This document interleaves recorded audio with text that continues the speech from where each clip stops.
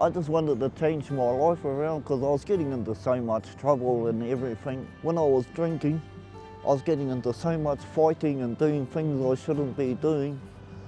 And then my mum gave me a choice, and her choice was either you carry on or you go to jail. And when I heard that, I said, oh, that's not me. I better turn my life around now. And I did. Every Sunday night, I run a homeless dinner.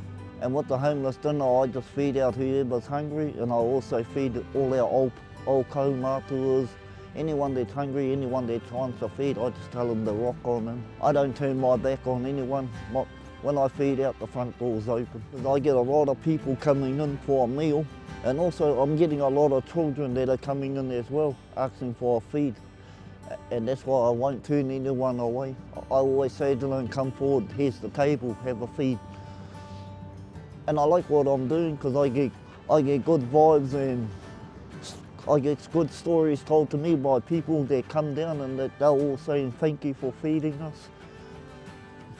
And I love it. I love what I'm doing. The word community to me means coming together as one, working together as one, sharing your thoughts and sharing your ideas and helping people out no matter what.